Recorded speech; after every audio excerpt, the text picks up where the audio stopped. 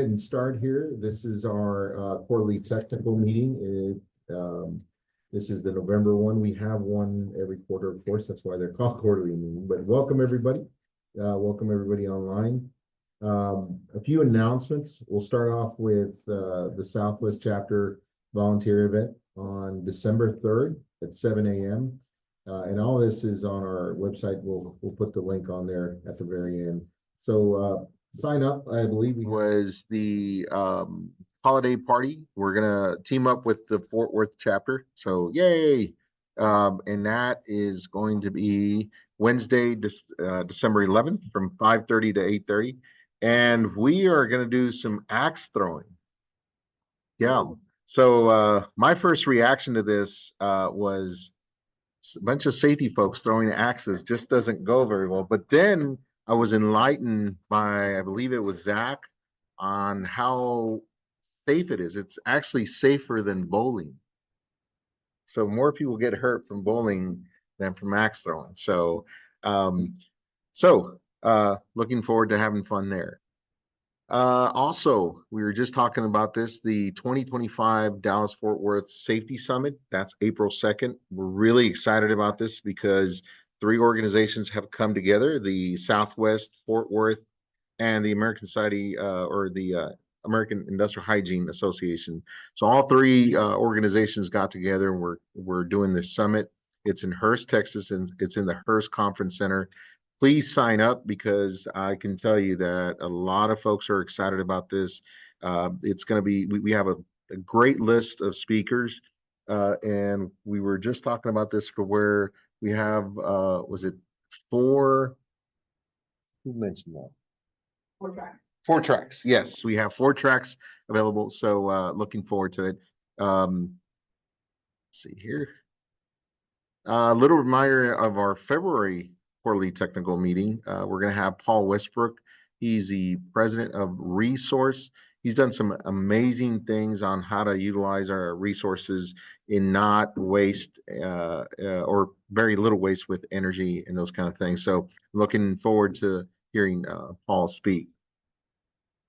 Elections are coming up. So for those of you that are interested in running for any of these, all the way from vice president, treasurer, secretary, delegate 1, 2, and 3, by all means, put your name in the hat, reach out to us. We'd love to put your name in there.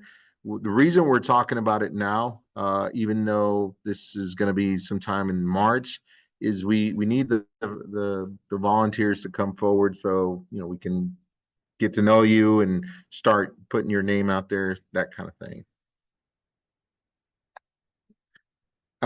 We are going to have our executive committee meeting as we do every November and sometimes in March, just so you can see how we go through our executive meeting right after the technical meeting. So feel free to stay on with us. And it's very typically a short meeting, 20 to 30 minutes, depending on how much, but not stopping you from encouraging you from asking questions on how we go about this.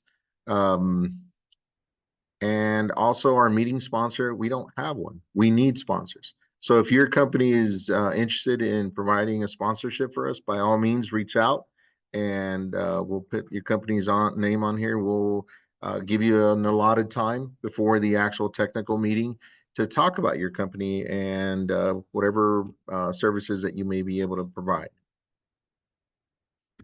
And now for our speaker, Cyndi Ramirez Ryan, and a little bit of background there. You can read that. I'm going to tell you a little bit more about her as you're reading that. She was the corporate manager for Scott White Baylor, or Baylor Scott White. And she was responsible for the HR for over 50,000 employees in over 50 locations. She dealt with the merger. She's done, there's just a long list of the things that she did while there. The other thing that she's exceptional about is executive coaching. She goes in there and looks at the planning and does good transition plans with the current folks and whenever they're going to transition to anyone else. And I'm going to let her talk a little bit more about herself, and we'll hand it over to Cyndi. I'm Cyndi Ramirez Ryan. Wonderful to be with you here today. Thank you for the invitation to join you.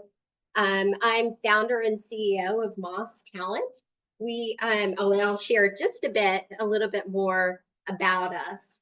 First of all, I'll share with you that as Joe shared, I have over 25 years of human resources and diversity, equity, and inclusion, organizational change, and executive coaching background overall. I transitioned about 9 years ago from corporate to consulting and started Moss Talent overall. We are a boutique management consulting firm. We specialize in all things human resources, diversity, equity, and inclusion. We also do executive coaching and board advisory services. Particularly in the board area, we do quite a bit of board succession planning and CEO transitions as well. We are strategic advisors, really to leadership, to boards, and really help provide impartial guidance and advisory through organizational change overall.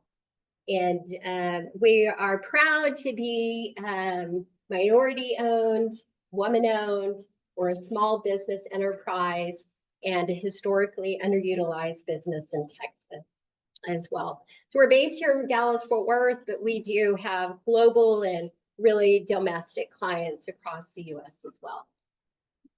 So that's a little bit about us. And as we start here, I have a photo of change for you here. And I want you to just take a peek here at this photo of change. What do you see? What stands out to you as you look at this photo representing change? Everyone's separate. Everyone's separated. Okay. What else? The tornado. The tornado. Different levels of communication. So you've got metrics in the middle management trying to connect the dots, and the doers at the bottom. So that disconnect. Absolutely. You got someone trying to create a bridge there? Yeah. Somewhat of a little bridge or something, right? To try to connect. Some ropes. The leaders seem to have a wall. A wall up. Yeah, the leaders, right? They're on the other side. What else? Anything else? The people down at the bottom, he's trying to bail himself out, much less deal with the tornado. Mm-hmm. They might be bailing themselves out and not really paying attention to that tornado. Are those trenches like war trenches? They are. It looks like it, right? So, and there's some water in one of those trenches as well. Yeah. So multiple fires. Yeah. So quite a bit happening here, really, as we look at this image for change. And I love this to kind of just open up our conversation around organizational change. So just think about maybe perhaps change in your organization and how you experienced it. Typically what we see is that leaders, or as leaders within an organization, we hear about the change initiative first. And we begin to maybe digest it a little bit more around understanding what's going to happen, maybe perhaps having an idea of what the impact's going to be or the timeline for that change. And so we're typically far ahead of everyone else in the organization in leadership. Then it trickles down, maybe perhaps as we begin the change, into mid-management. And so mid-management is caught in the middle. They hear a little bit about it, maybe not fully understand it, maybe aren't really sure how it impacts us, but we're in the middle right, of that change. And then we see really the doers at the bottom of the image, or representing employees overall. And so many times they're focused on the frontline deliverables and kind of just keeping things going, keeping the work going. They may not even be exposed to what the change is, or don't really fully understand it yet. Okay. So we really use this image to help explain that depending on where you are in the organization, you may experience change initiatives differently. Okay, so as leaders, when we experience change, we have to digest it, understand it first ourselves before we can explain it or lead our employees through it too. So it's really looking at the concept, first of all, as leaders, we have to experience it as individuals, and then as a leader. Okay. So we'll take this concept, maybe perhaps through the rest of the presentation and other change principles, and continue to carry that. But I like to open this up really just to understand and set the baseline that depending on where we are in the organization, we're going to be at different acceptance levels around change. Okay. Questions, thoughts, as we look at that opening? One of the things I noticed is the bubbles, the colors of the bubbles. Ah, yeah. Good observation. Yeah. The colors are different. Absolutely. So maybe that represents the conversations are different too. Yeah. Right? So I think you know, the leaders know, in the management we don't, because we're working on the purple bubble and they're working on the bubble. Right. Right. So the impact is different, right? Depending on what our role is too, as well. I also want to point out, look at the top right corner. What do you see there in this image? Can't tell. Can't tell. Yeah. Is that where we're wanting to go? Yeah, it could be. Oh. It very well could be. So it's in the distance. We can see it, but we may not fully understand what it is, right? Or what it means. And so that, again, is representative of kind of the change process as well. There's not much grass anywhere. No grass. And not a real, Kind of a desert. yeah, it is a kind of a desert aspect, right? And there's not really a bridge, right? At least a stable one. But the leaders need to be on the right side, because they could get to they can see the end goal more clearly. They Yeah, can. and they have a path. Sure, absolutely. So again, we as leaders experience change first, and then we try to bring the rest of our teams along with us, right? So it may not necessarily have a good foundation towards that transition, but perhaps signifying that leaders already on that side, right? They've made it through really the canyon and the tornado, if you will. Okay. Well, let's take a look, first of all, on about some of the change initiative concepts. So I'd like for you to imagine perhaps a change initiative in your organization that you are either going through right now or you have planned in 2025. Okay. So think about that initiative in your own area, perhaps in your own department. Imagine that change initiative is implemented successfully. Okay, it's on time. The customer experience is so positive that you really begin to recognize that they don't even realize that change is happening. Right? It's been so positive so far. There's been an increase in organizational performance because of that change. And staff, leaders and executives are embracing and celebrating the change. What would that feel like? Great. Yes. Yeah. Many times, right? That is ideal of what we want to experience. We want to see the results of that change. The reality is that only about 70% of large scale changes in an organization, they don't receive the full potential. 70%. That's crazy, right? If you look at those large scale changes that we have on our plate. Why? It's about people and behavior.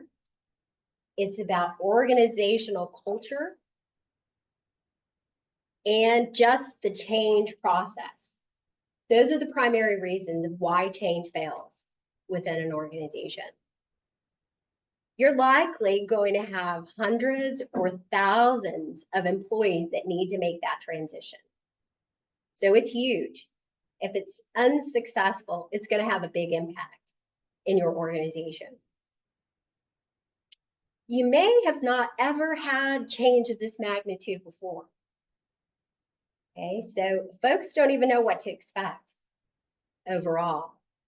And what we hear from research at McKinsey is that when a systematic change process is in place, we're going to have higher likelihood that change is going to be accepted.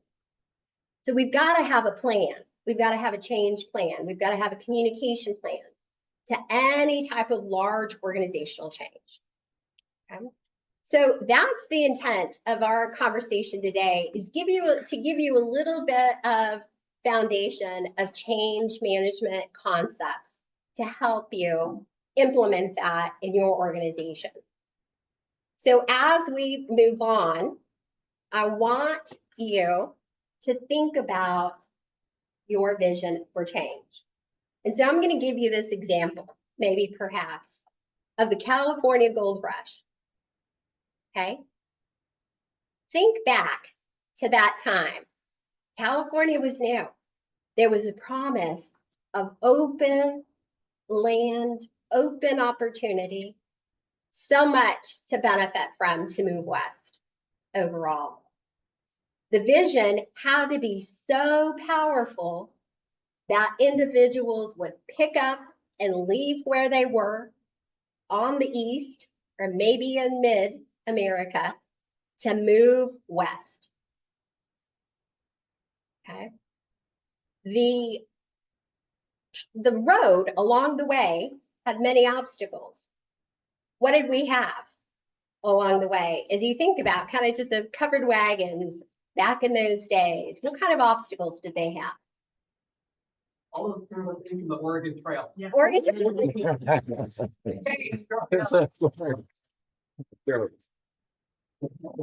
You know, folks from Oregon say that they're the true cowboys. They kept going. I was like, They definitely identify with this, right? This vision overall. So they really ran into difficulty with, wagons breaking down, finding a place for shelter along the way, making sure they had food, right? Illnesses back then. So there were so many challenges along the way to get to the West or to the promise of the California rush.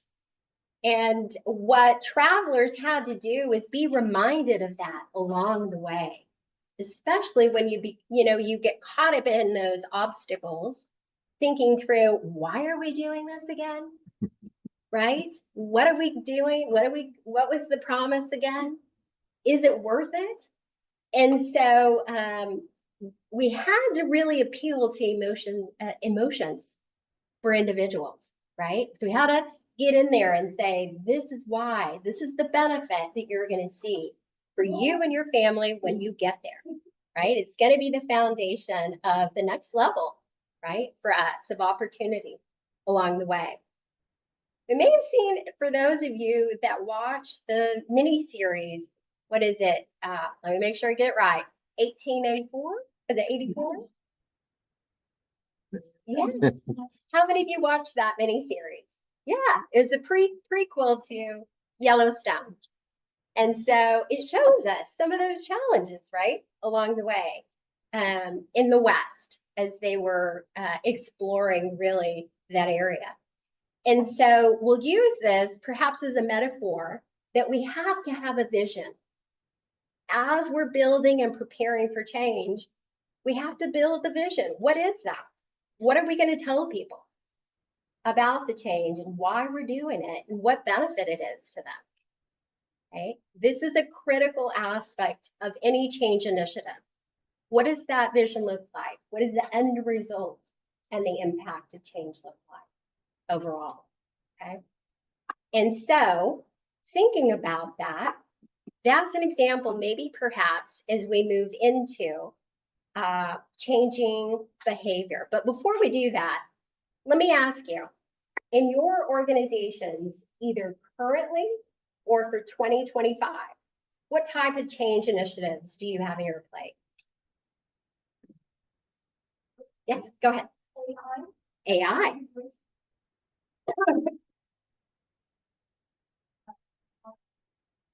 Sure.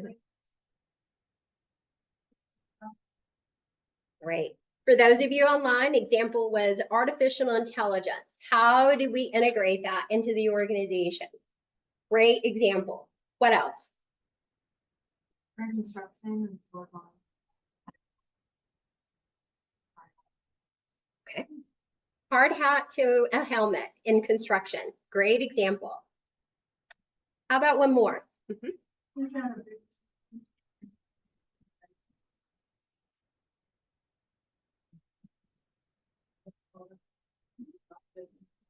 Yeah. Yeah.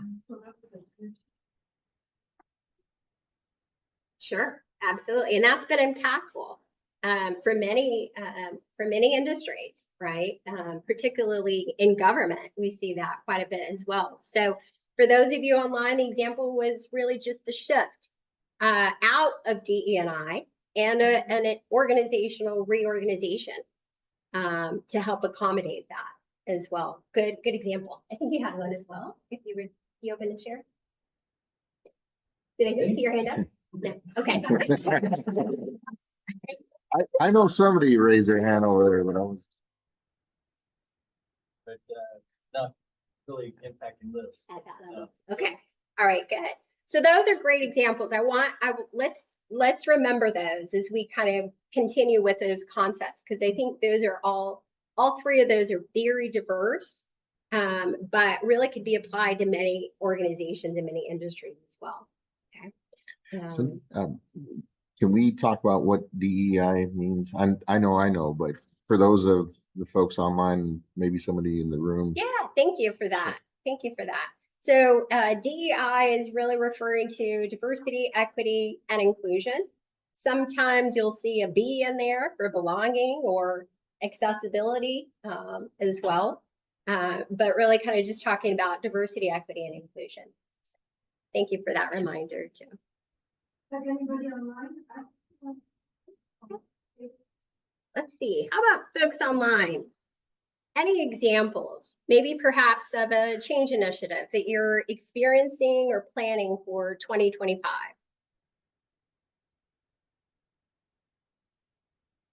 And if someone can help me out there, I'm not sure I can see the comment, if there are comments with the presentation up.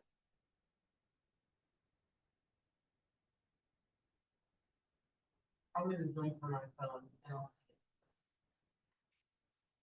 Thank you, Abby. That's Abby, by the way.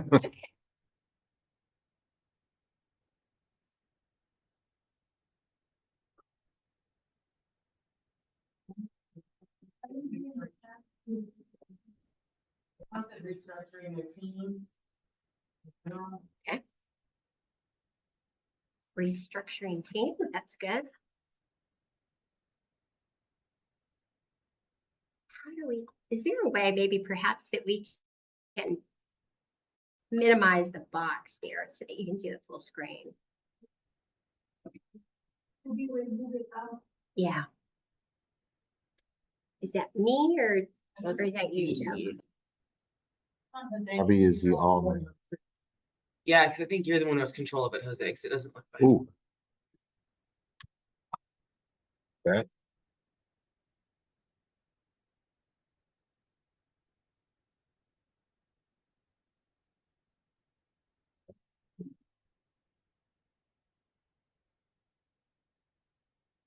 Do I just can't end it? All right, Abby. So what do you want me to do on mine? Smaller. Cool. All very little. You know, you have potatoes.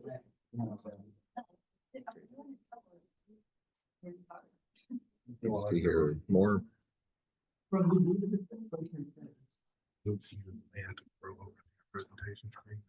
He's the one presenting though. I think it's on yours. Yeah. Move it over to the right. I don't know if you can capture it.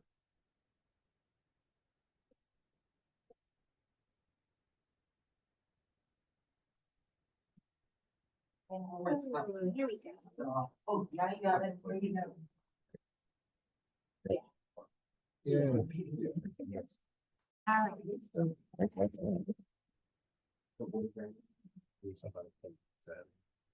right.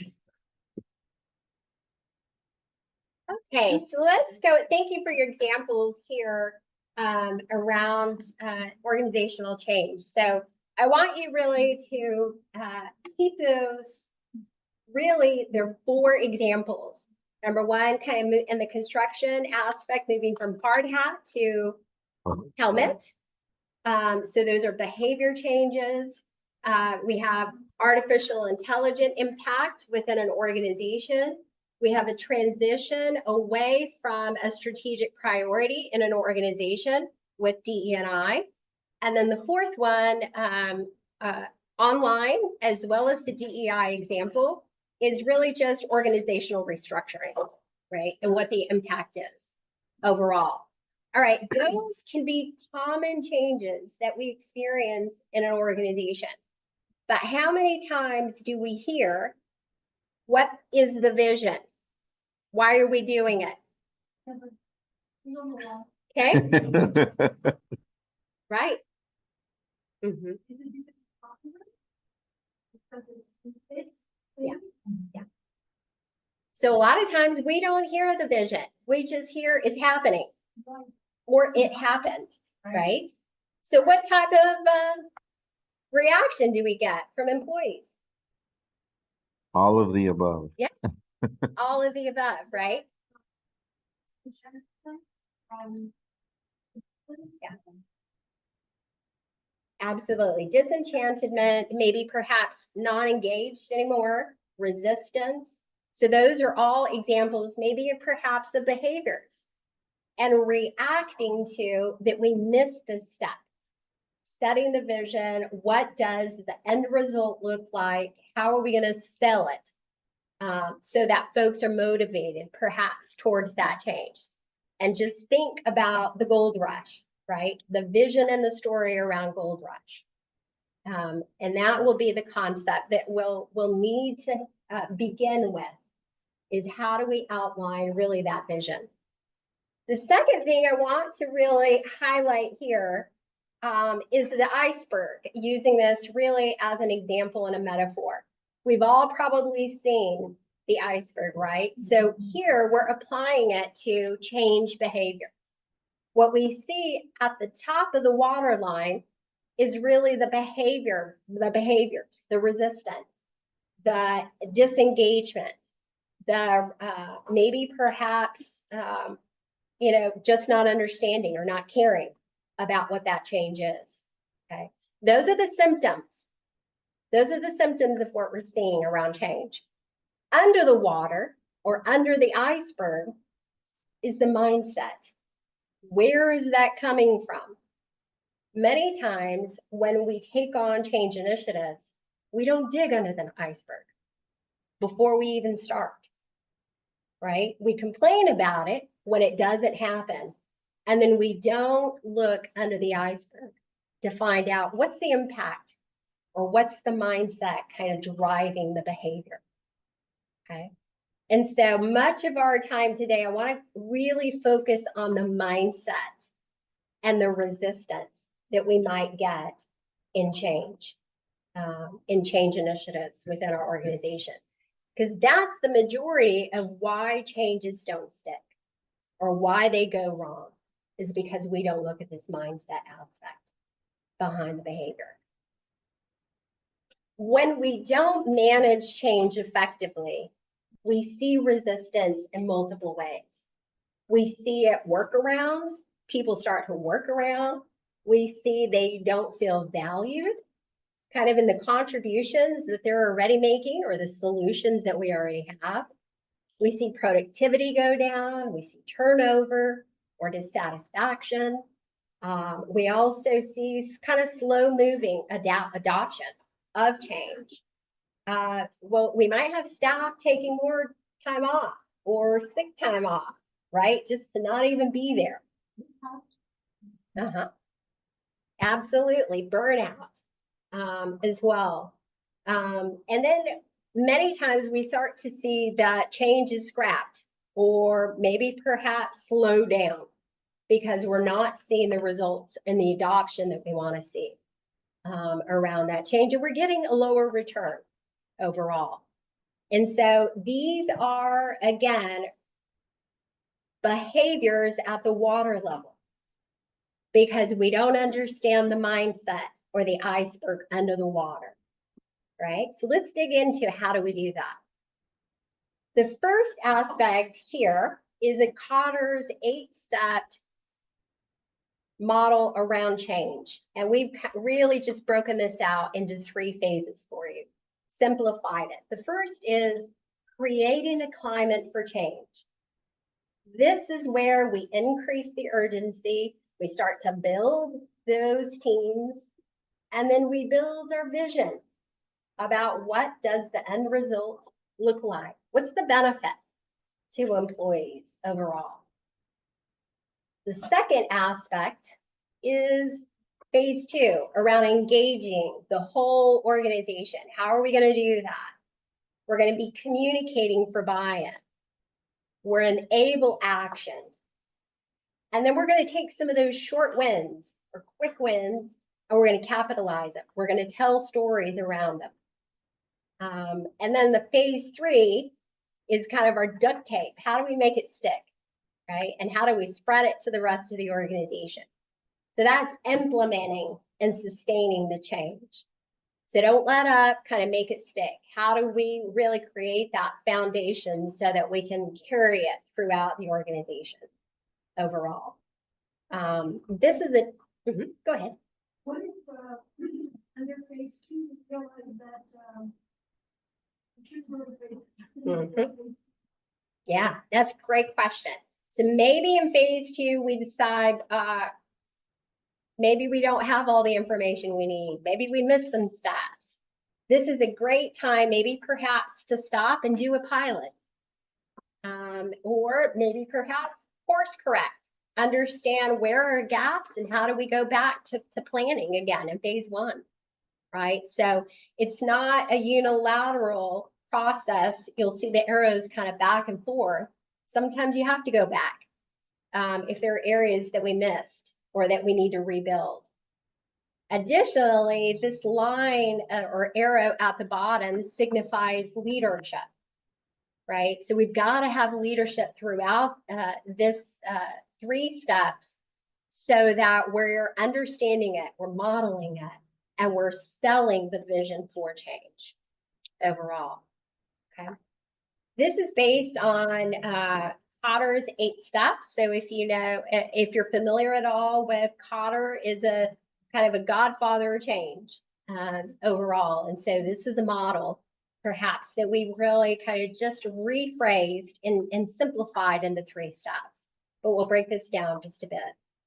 I did not mention to you as we opened up, but we'll go ahead and share these slides following the meeting if you're interested in them. And we also have a toolkit at the end that I'll share with you. Why is the arrow going one way and then another? Why is the arrow going back? It is going back. So I think maybe perhaps even in the example that you shared is sometimes you have to go back. Yeah, sometimes you have to regroup.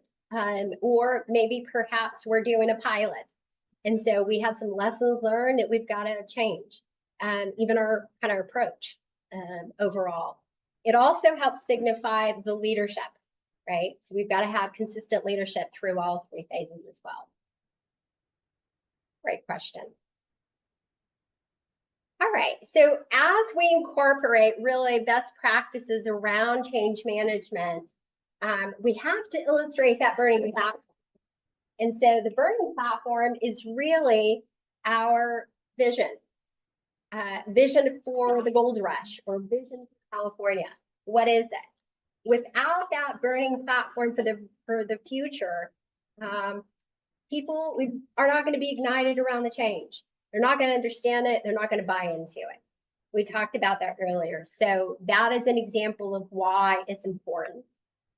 We have to involve staff in data gathering, decision making and planning, and involving leadership really around all of these efforts to help reward, really model some of the changes that we're anticipating and seeing. We are, as human beings, affected by our peers and our colleagues, particularly in a work environment, much more than we perhaps understand. So we hear, just think about another department who's adopted maybe perhaps AI, and they're embracing it well. They're showing really how it's applied to the business and their work. We might actually be a little bit more open to exploring it or to understanding it if we have other colleagues or early adopters that have good success as well. So it's important to have both staff and leadership involved throughout that process to give their voice, but also to help implement early adopters as well. Communication overall, and starting with really what's in it for me? How is change going to affect me? Right? Employees want to know that overall. And it's difficult to change behavior if we don't understand that. Why should we do it? Or be clear really about the stories and the logic around, that why are we doing it? And what is that impact going to be? Really sharing with employees what to expect and when. When is it going to happen? And how is that going to impact me in particular? Creating those opportunities to listen and to hear feedback, understand those objectives and principles, and then plan to address them, right, overall.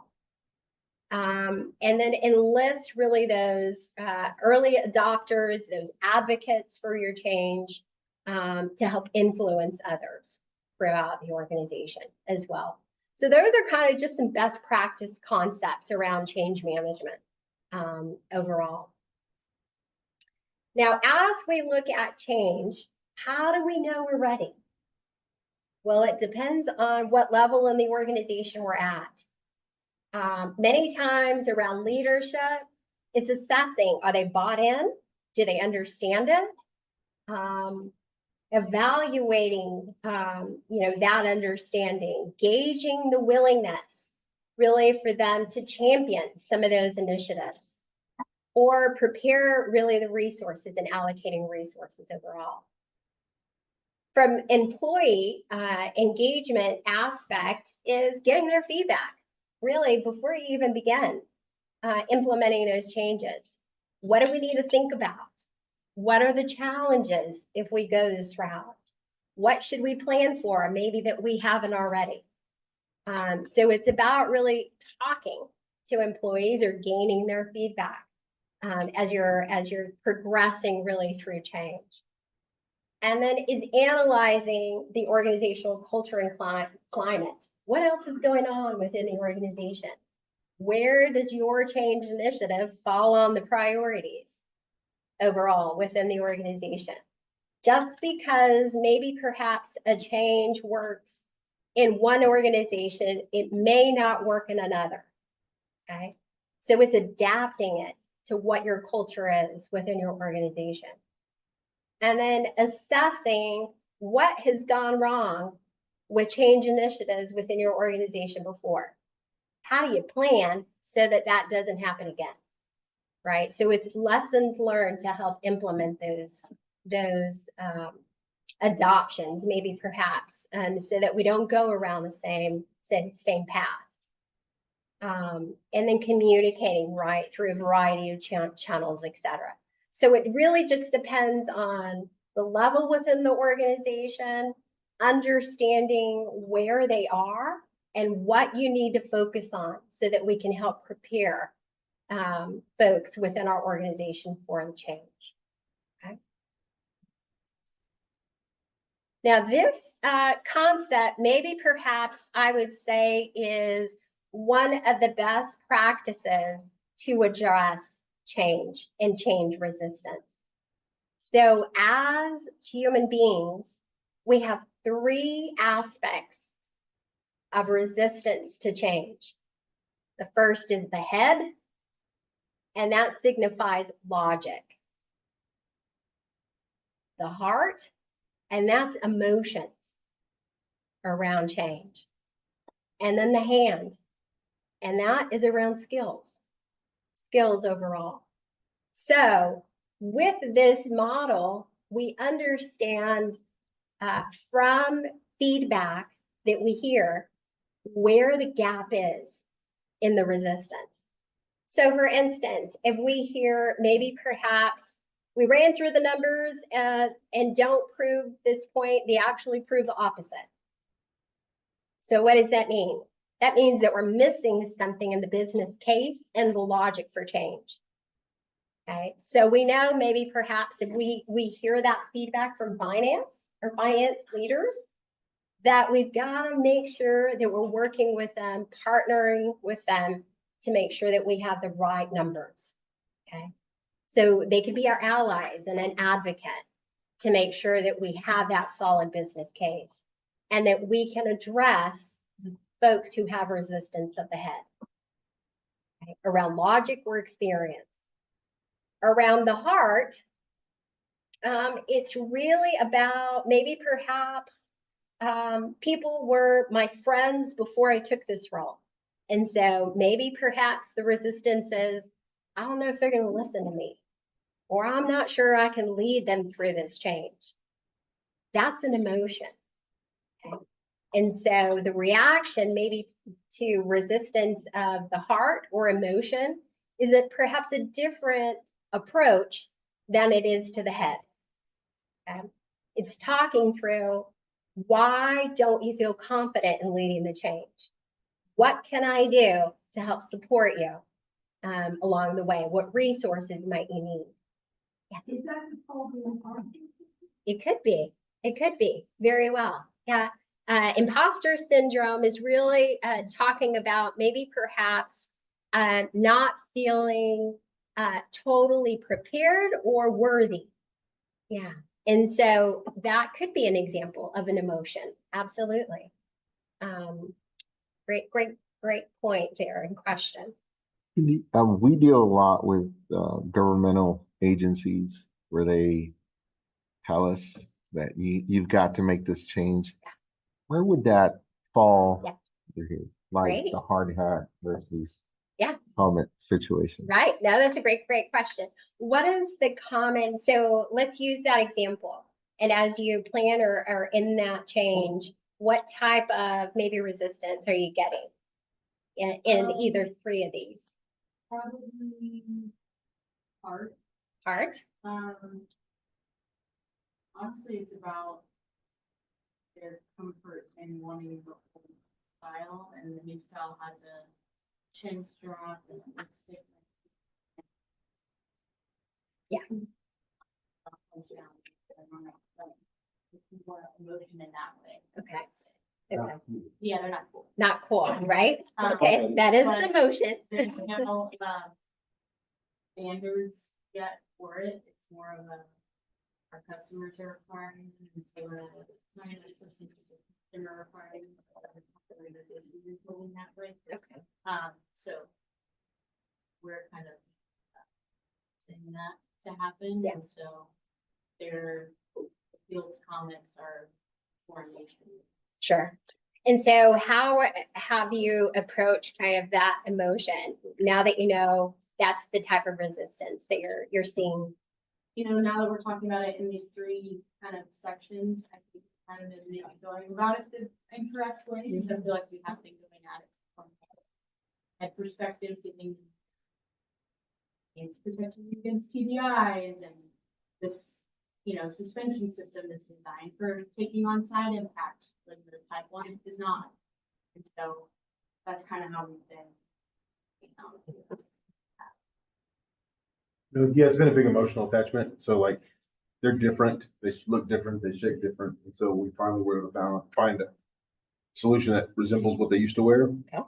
So it's made it a little bit better. But when you first brought up the change, you could put all the data out in front of them, and they were just like, "That's great, but I don't plan on falling, and so I don't need it." Yeah. And they look stupid. Yeah. Don't plan to follow. Yeah, We're going through the same thing just like that. and that's where it stops. Like, it looks stupid. I don't want to wear it. Yeah. And then We've combated every other excuse for that with like, well, they have attachments, universal attachments. you And put they, fighter pilot shields on, it look like an aviator. Yeah. It doesn't matter. Doesn't you matter. can get them in stock really quickly. There's no, the lead time isn't an issue as much anymore. Like all the things that they were doing has been able to curb except for the emotional. Yeah. I look stupid. Good. How, right? Emotions in construction. Yes, absolutely. We have them all over any industry. Can we explain why?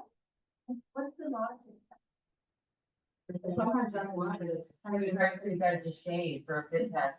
I watched that, I can't. You'll die if you don't shave. That's fine, but my wife said I can't shave. Yeah. Exactly, she'd rather I be dead than be. Yeah. Like, You can't come in. I'm not shaving. Or people that work with electrical systems not wearing their wedding bands, that's another Yeah. huge emotional thing. Yeah. Absolutely. So those are great examples of emotion where you may think we're in construction, we're not going to have emotions, but we do, right? We're human. We're human, and it's a natural reaction to change. So many times, ideally, is to get a group of maybe representatives in the organization to give us the feedback. We are thinking about moving down this path. What is the reaction we're going to get? What should we plan for? Maybe it's about, is there anything that we can get in a helmet that is somewhat similar to what you already have or what you like, or maybe involving them and picking it, right? So maybe involving a group of employees to be able to select it and help maybe perhaps sell that, to the rest of the organization. So I think that the heart area is the area where we have to become the most creative around how do we connect emotions so that they're still engaged and they're bought in overall. It's tough to do it if you're already in the change and you're already going down that route. Okay. So that's an example, maybe perhaps that, we could have gone back and made some adjustments. Yeah. So that we capture really that heart and emotion as well. I think it's really critical to identify the resistance you're facing. Yeah. Because your solutions are gonna. Yeah. If it's an emotional resistance, you'll never overcome it with statistics and data. Got to address the emotion. Absolutely. Absolutely. And so we're spinning in the logic and in the head when we're not even addressing really the heart and the hand. So that's a great example there. Absolutely. So getting maybe perhaps this is in the planning. How do we plan for these reactions so that we have ways to respond to address them? We already know that it's coming. Okay. Many times we focus more on the logic and we don't around the heart or the hand. Okay, the hand is around obtaining new capabilities or skills.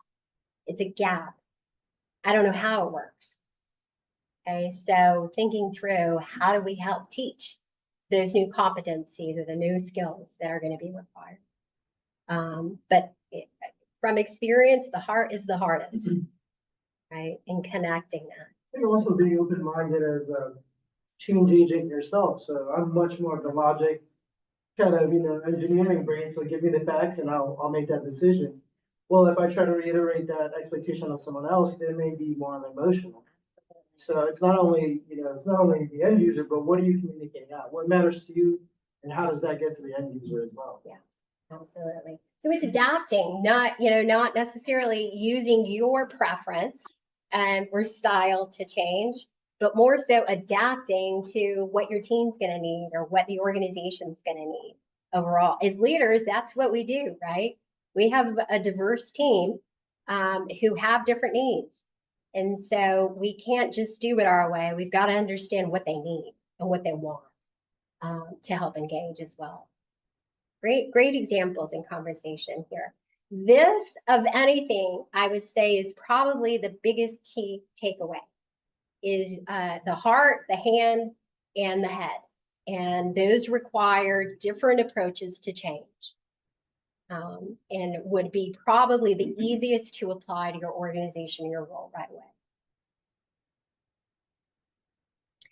All right, so changing mindsets does take a 4-part approach or an influence model. So that's capability building. I have the new skills and now I can behave in a different way, or I can have different behaviors now that I have those new skills. I'm aligned to the systems and the structure. So whatever systems are in place, they help reinforce what that desired change is going to be. Modeling really and the leadership around the change. I see leaders behaving differently. Okay, so maybe this is good, or maybe I'll try it. And understanding and the commitment. I know what I need to change and how to do it, right? So again, that's logic. Overall, you still have to consider the heart, the hand, and the mindsets, because those are driving the behavior, right? So if you think back, the iceberg, the behavior and the mindsets, and that's where it's coming, the heart, the hand, and the head. Okay, so all of these are necessary, and they may take a different version or approach depending on where the individual is coming from, okay, to change. All right, so resisting or identifying what those resistance are and fostering really the culture of it. So understand, what are the barriers? Where are we seeing that resistance? Do we have data to understand it?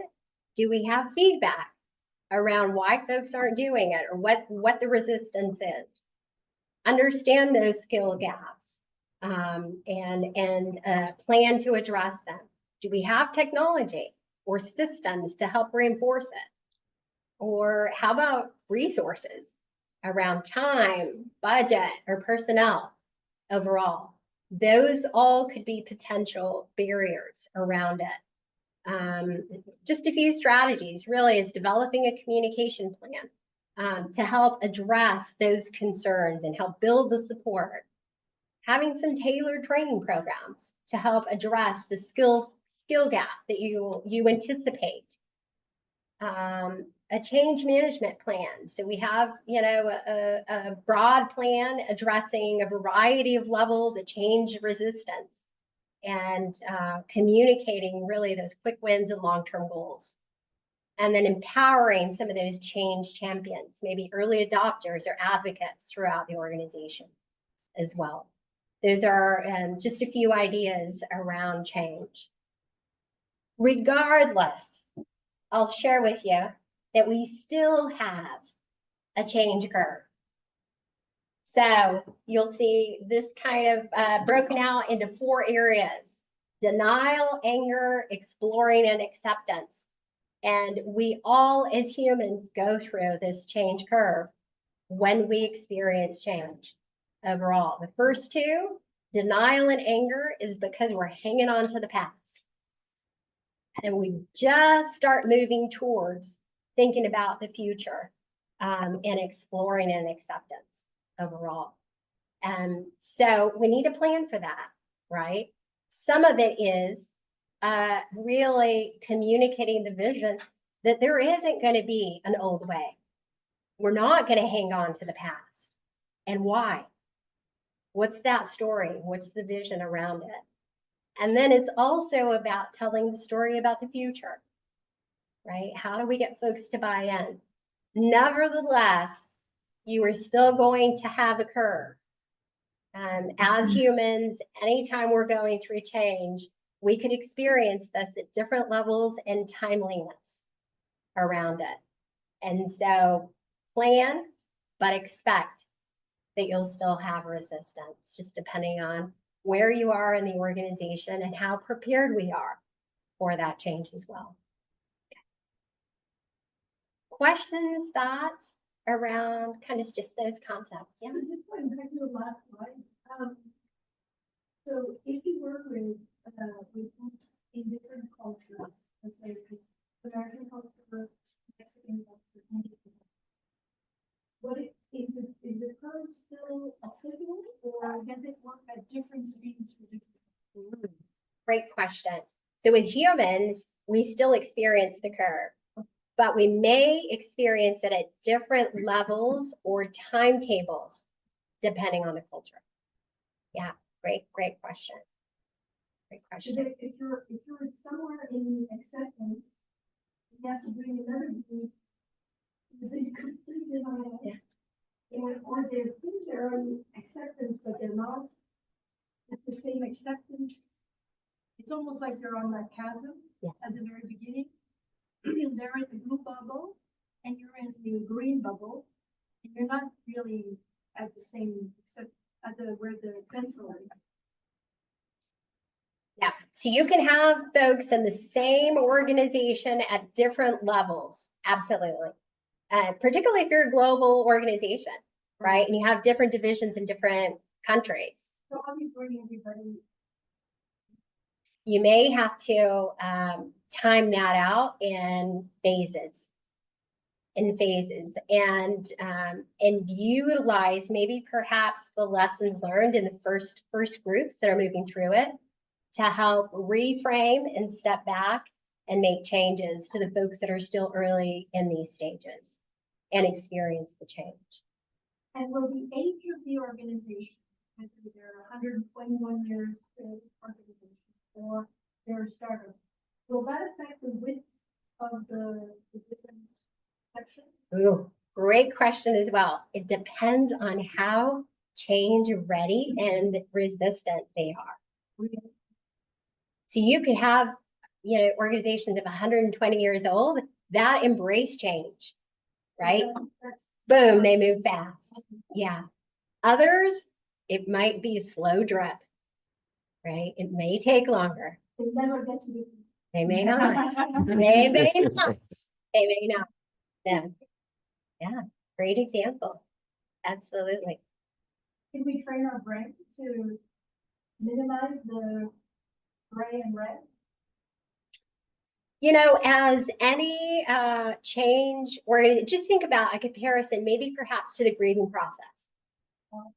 Okay, so the change model is somewhat similar to that. Is think about, you go through a little denial. You may be stuck in anger a little longer, right? About kind of just the loss. And so the change curve also goes through a loss. It does. And we experience grief in different ways, right? And so we'll experience change in different ways too. Yeah, you get that. Other thoughts? But you can put certain things in place during those processes, Cyndi, that would make things move along a little bit quicker. Absolutely. Yeah, absolutely. So these are concepts perhaps to help you plan for the change, even if you're in it already. It's to help dissect and diagnose. Where are we? Where are we getting the resistance? Why? And what can we do to help influence this faster or, adopt it, into acceptance. A little bit more progressively. Yeah. Great lead in. I think to what I'll share next. If you are interested, we have a QR code here. If you want to scan that, I think there are just a couple of questions it'll ask you about the presentation, and then you can download. We have a Navigating Change for Leaders toolkit that will give you some examples for you to use to apply to your organization, your role, or your change initiative as well. Maybe how do you see the change in social media? For example, only Twitter, Facebook.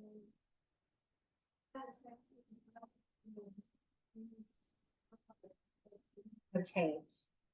Great question. I'm going to put that out there to the group. I want to hear from you first. What do you think? The shift to social media and kind of just the internet in general. Yeah, but hindrance, because it's a lot of misinformation or people that think that they see something somewhere and think it's fact. Yeah. Research, actual academic research says that. Yeah. It could be, absolutely. So many of us think we're WebMD, right? So as soon as we hear a diagnosis or we get a lab result, or maybe perhaps we hear something that we don't know about or want to investigate a little bit more, just Googling it, we find that information at a snap where we, couldn't have done that 30 years ago, right? And so it could be a tool, but it could be a hindrance too. Absolutely. Again, it depends on the individual, the change initiative, and the organizational culture overall. All of that aspect. Please do. It's kind of related, but information security is another big. Information security, our IS department works with about 20 different departments that have their own IT.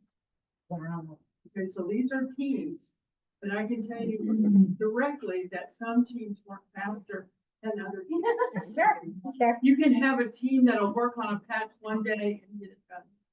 And then it will take months and months for other teams to get that same patch. So there might be a training issue, I don't know, between the teams, and because we all want information security, especially with AI. Sure. Right, we're trying to go push for using just Copilot to maintain all of our university data.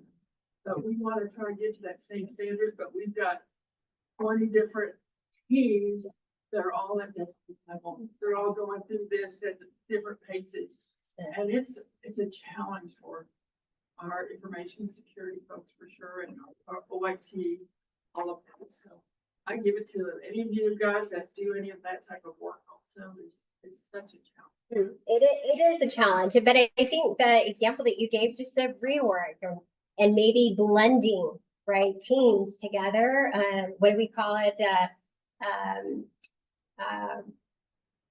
It's kind of more of an effectiveness, right? Study or restructuring for better effectiveness overall. That it's tough to sell.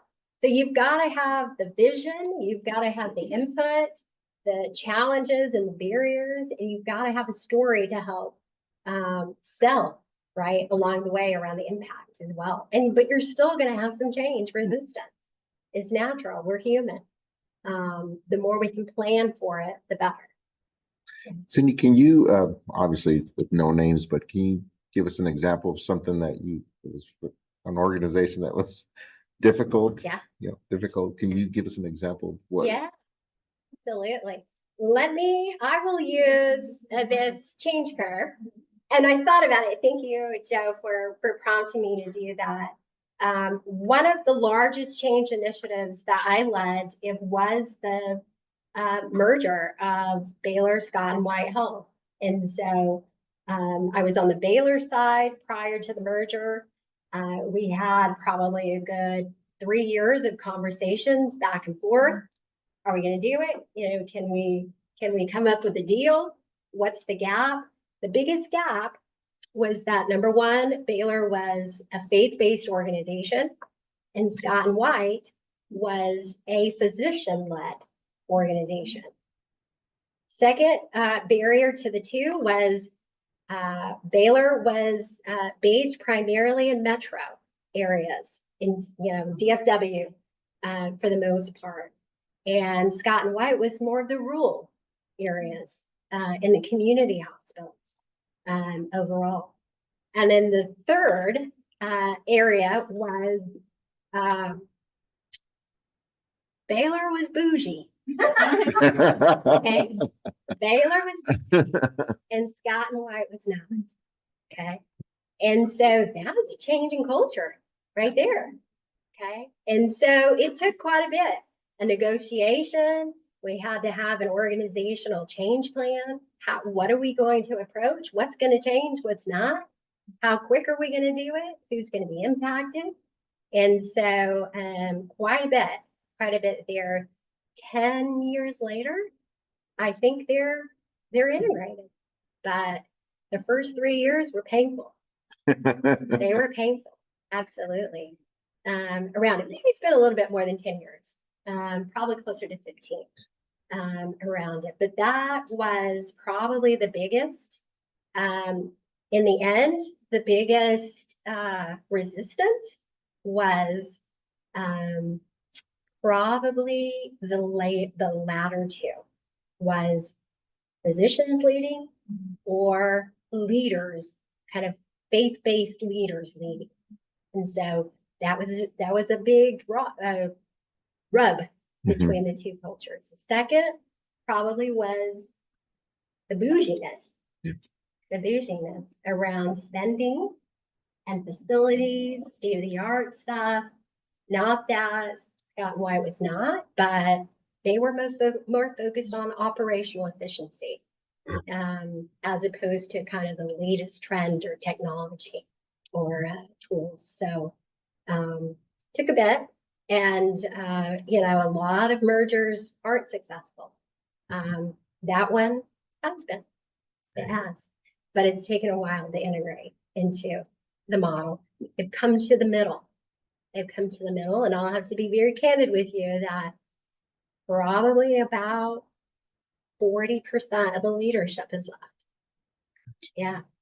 And so that's part of natural change. Yeah. It just is. And so, yeah. That's Thanks for kind of what I sharing. use. Yeah, you bet. You bet. Yeah, really good. Okay, well, I think that probably wraps up what we had presented.